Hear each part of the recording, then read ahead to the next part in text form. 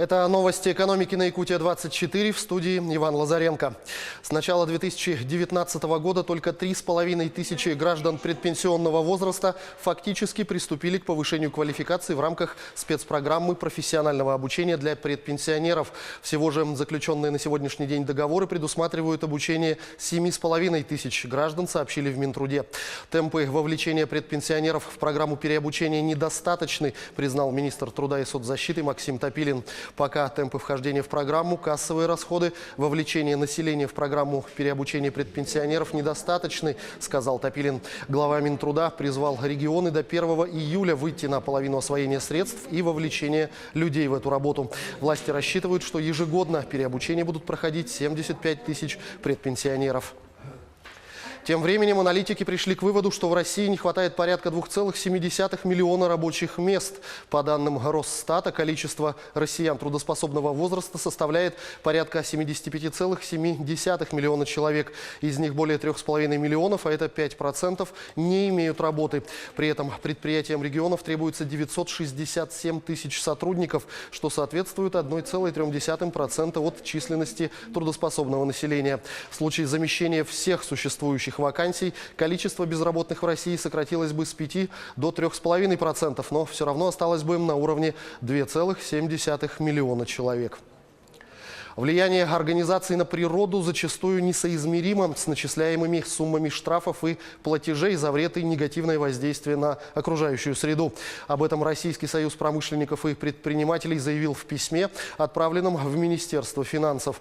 В объединении считают, что главная проблема заключается в том, что показатели, измеряющие степень ущерба, слишком расплывчаты, из-за чего нередки случаи интерпретации нарушений не в пользу предпринимателей. В письме подчеркивается, что исходя из нынешней практики, у бизнеса нет стимулов вкладывать в экологию. В Союзе предлагают учитывать степень ущерба с помощью независимых экспертов и засчитывать компаниям их инвестиции в устранение вреда.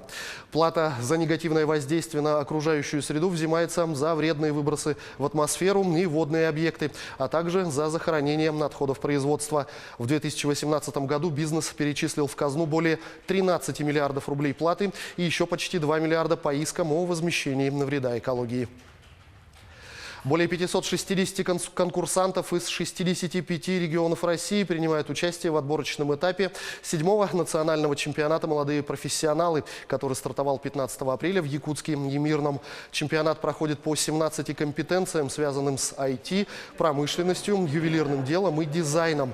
Соревнования проходят в рамках регионального проекта «Молодые профессионалы», национального проекта «Производительность труда и поддержка занятости», который является продолжением одноименного приоритетного проекта, который реализовывался с 2017 года.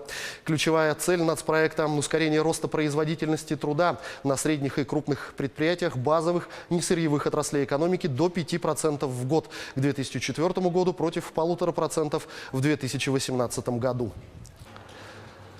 В прошлом году с помощью мер господдержки в республике улучшили жилищные условия 425 молодых семей. Об этом заявил министр строительства Якутии Павел Ргунов. Он отметил, что помимо молодых семей также жилищные условия улучшили 134 семьи граждан отдельных категорий: ветеранов Великой Отечественной войны, ветеранов боевых действий, инвалидов, граждан, выезжающих из районов Крайнего Севера и других. Кроме того, с 2016 года региональный Минстрой ведет плотную работу по обеспечению жильем детей-сирот и детей, оставшихся без попечения родителей. По словам главы ведомства, в прошлом году на эти цели были выделены и освоены средства в размере более 1 миллиарда рублей. Приобретено и построено 570 жилых помещений для передачи детям-сиротам. Отмечу, в Якутии имеется самый большой объем аварийного жилищного фонда в стране.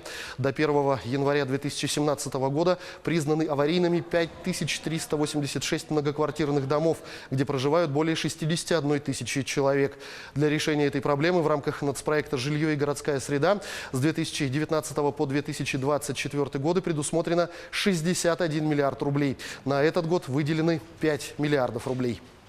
На этом пока все новости. Оставайтесь в курсе экономических событий на Якутия-24.